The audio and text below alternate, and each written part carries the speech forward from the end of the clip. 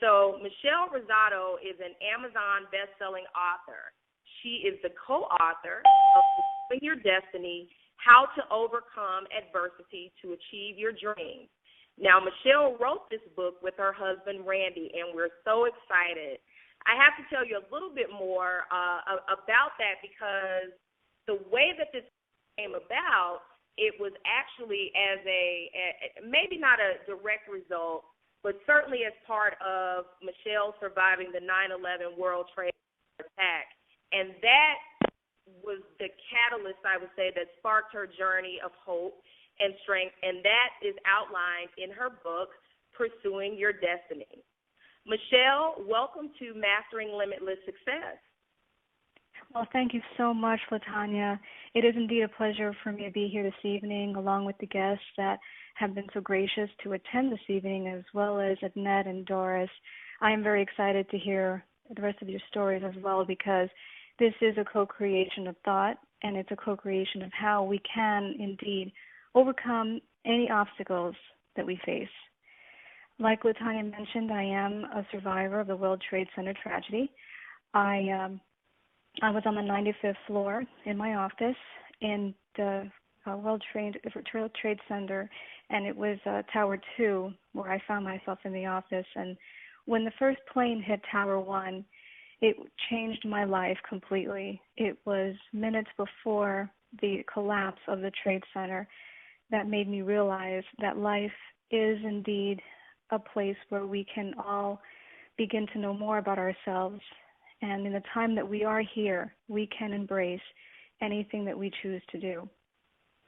And in the time that I was preparing for this call with everybody, I came across 5 principles for using your mind to overcome obstacles. And this was only through silencing my mind that I was able to come up with this, because the September 11th tragedy, the pain and suffering that I felt from this, it was all based on one thing. It was an illusion of my ego. And maybe a lot of people might say, well, the reality of it was people did pass away, people did suffer. But what I realized was that I used my pain as an excuse not to want to live anymore and want to just put myself in a place where I felt like I was the only one who was suffering, which is completely an illusion. We all have the innate strength to look beyond the ego and to see something bigger and better and a place that is joyful. And what I've come up with, these 5 principles, I hope this evening can help you overcome any adversity that you are in, that you are facing, any challenges that you are facing right now, whether you are, in loss of a job, or if you've lost a loved one, or if you're facing something that you believe that you yourself are only going through. It is not true. It is an illusion. Now, the first principle is actually using your mind actually creates those obstacles. And that might seem a little hypocritical or contradictory, but there is such a thing as the thinking mind. And the thinking mind is the frantic form of self, the one that needs to get everything done in one day, the mind that needs to please others, the one that regrets the past, worries about the future, and never concentrates on the present moment. And it's a scary thought to actually think this way, because when we are not in silence and we look around us and seeing the physical aspects of who we are, let's say in the media, when there's crime or there's something that we can actually see ourselves that might be involved in, so you see someone in the media get robbed or something really bad happens to them, by you concentrating that thought and you looking for that energy in order to feel that compassion for another human being, you're making your mind concentrate more on that. Now, there is also the egotistical mind. The egotistical mind, that's not the type of mind that just needs to be better than anybody else, that needs to outdo anybody else, to be faster, or think that they're ever going to catch up with them. This is something beyond that. It's beyond the fear. It's actually the lack of happiness, but most of all, it's the lack of gratitude. In gratitude, in living that kind of gratefulness in life, cannot ever survive when there's an inflated ego present. Because the inflated ego cannot reside in a heart that is filled with love and gratitude. Because in gratitude, there are so many things that can be manifested in one moment that you live in that type of love. And the egotistical mind looks outside of one's own perception of self. That mind wants praise, it wants recognition, it wants everybody to say, look at me, please look at me, because that will enable me to feel better about myself. So when we are trapped in that past, it will never be able to serve you. But the egotistical mind believes that it can. You hear a lot of people say, well, if only things could be the way they used to be. While the universe is always changing, it changes moment by moment, not just day by day. So if you long to repeat the accomplishments of the past, you're inflating the ego to want even more of that. The ego, of course, reacts to the words of ignorance, the part of you that wants to overtalk one another, wants to be so desperately right in every opinion. But the beauty of all this is that we all live in a place of contrast. We can all live harmoniously together and accept all that is. If someone disagrees with you, you are at a place to disagree, but you are never at a place, you don't have to be at a place of reaction. To accept all that is surrendering all of yourself into that moment. Now, the next one that I have of the 5 principles is knowing the difference between the mind and presence. The mind is a powerful thing, as we all know, and it's used to manifest desires. It creates miracles in our life, and it's responsible for many of the accomplishments in life, and it enables us to be whatever we want to be, with no exception. And while there's presence has nothing to do with the mind. It has nothing to do with the ego or your physical body. It is the essence of all that is, and it is indeed the exception. Presence is there in times when we meditate, when we pray, when we sit in silence, because at that point, that joy is in your moment, and you are truly joyful. Now, the mind and presence can be and work harmoniously together with the absence of ego. Number 3 would be being really just truthful with yourself. And it might be very difficult, I know, for me, being truthful with myself, being truthful with my emotions, accepting anger, accepting hostility. It's definitely mind awakening, eye awakening. It's just soul awakening. But if you're able to embrace each emotion with compassion and understanding, because pain and suffering should not be ignored. It should be something that you can embrace and know to be true to yourself. So when you accept how you feel in these moments, can free you from all that causes more pain and suffering in your future, because you are accepting all that is. There is a Zen Buddhism quote that says, laugh when you want to laugh, cry when you want to cry, sleep when you are tired. It's just being mindful of everything that you're doing and just accepting it for what it is. And when you're facing any adversity in life, you can know that you have the power to overcome it, because only you know what it takes to heal in order to create a better tomorrow. In order to know who you are, it's important that you honor the head that rests on your shoulders, to honor the heart that beats within you, because that is the most important being in your life. So if you were to release all the pain of the past, and release it right into the universe or into God's hands or whatever you feel that is your higher power.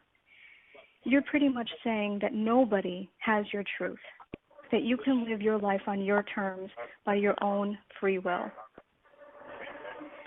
Number 4 in the principles is being mindful in all that you do. Know that everything that you do is within your moment and your moment alone. Whether you're cooking, whether you're getting your kids ready for school, whether you're doing whatever you're doing, be mindful that this is your moment. This enables you to never regret about anything that you do because you are totally responsible for your own well-being.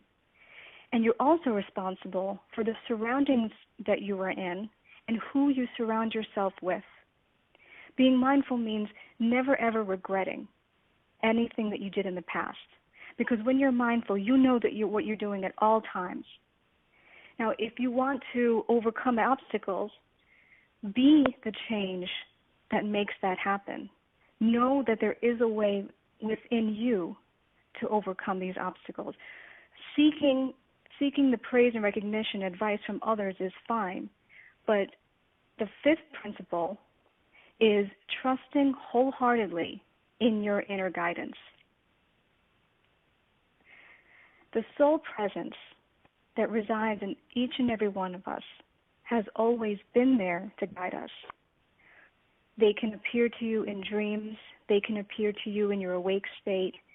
They can give you that, it's probably cliched, but that gut feeling or intuition.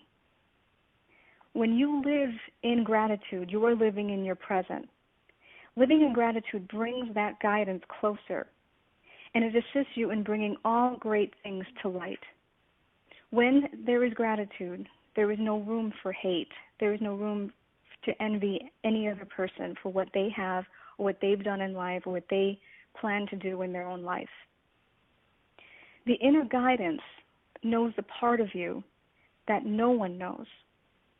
It's the essence of how each one of us is connected in this earth plane, and one who knows and understands one another. So when you can wholeheartedly trust in your inner guidance, you are no longer living in a world of your ego, but you are being in a life that you deserve. And those are my 5 principles, and I wanted to thank all of you for listening. This is something that I've always, since September 11th, have known. But in order for any of us to really believe that, would it be our dharma, whether it be something else that makes us believe anything that I said tonight, it is within our own ability to know ourselves. And that's one of the ways to overcome adversity and obstacles. So with that, I'm going to turn it back over to LaTanya. Well, thank you so much, Michelle. You have certainly given us some things to think about, and I know that not just these 5 principles, but there are certainly several other things that you do with your coaching and mentoring. And the one thing that I failed to mention earlier is about your new empowerment club, which I think is just a phenomenal endeavor that I'd like for you to take some time to share with the audience about this endeavor, what it is, what will the members receive by joining the club, and just a little bit more information about how can they find out more about it. Okay. Well, thank you so much for bringing that up, LaTanya. Well, I created the Empowerment Club last month, and it pretty much elaborates more about the principles that I've included in my presentation this evening, but also many of the things that my fans on Facebook, people on Twitter, people who have followed my messages over the years have asked me. And I've noticed over the years, what really prompted me to do this is I found that a lot of people were coming up to me asking me pretty much the same questions. And even though they were private, I wanted to see if through meditation and through what I noticed over the years can help them. So I created the Empowerment Club, and it will include a private blog and that's going to provide the teachings, and they're both going to be in audio and video of myself and various spiritual teachers that I've met along the way. There's going to be also a community forum. All of this is going to be private for members only, and where members, like-minded souls, can connect with one another. And it also include a 30 to 60-minute talk. It's most likely going to be more of a Dharma talk, which means that I'll be answering questions, and I can ask other people questions. They say their truth. It's going to be very exciting. I'm also going to be including a monthly podcast interviewing leaders in the evolutionary movement who have already approached me and are looking to spread their message as well. But, with all that, I wanted to also include in the Empowerment Club something that helps fellow entrepreneurs, because in this day and age, I know so many people are looking to brand themselves, social media, trying to get themselves out there in the internet. And I'm going to be sharing a lot of the secrets that I've gotten over the years from getting on major TV networks like CNN, radio, and stuff like that, to help them brand themselves in this market. So I'm really excited to do that as well. And what I'll be offering, it's only going to be $9.97 a month, which is great. I love that number because it's appealing to so many people. And finally, with joining the Empowerment Club, we are giving away. We're also going to be providing a signed copy of our best-selling book, Pursuing Your Destiny. So that's also going to be with the members. Excellent. That's a lot of great resources, a lot of information. Before actually we move on to our next guest, what are some things, if you have anything extra, that you'd like to leave our participants with? Well, the one thing I would love to convey to all of the people who are attending this evening is that whatever adversity you are going through, it is not more or less significant than what anybody else has done or has been through in their life. And that is one thing that can connect us and enables us to achieve anything that we have in life. Wonderful. And how can our audience members contact you to learn more about the Empowerment Club, more about what you do, and how to obtain a copy of your best-selling book? Okay, well, all that can be found on my website, which is MichelleRosado.com. That's MICHELLE. ROSADO.com, and that's where you can find the Empowerment Club as well as how to purchase a copy of Pursuing Your Destiny. Excellent, and I would certainly encourage all of you who have questions at this moment to email Michelle directly. Go to her website. There is so much information there. There's just a wealth of information there, and certainly there may be some things that you may see that are a part of her new Empowerment Club that may actually help to answer some of those questions. So thank you so much for sharing, Michelle. We really appreciate it. Thank you so much, LaTanya.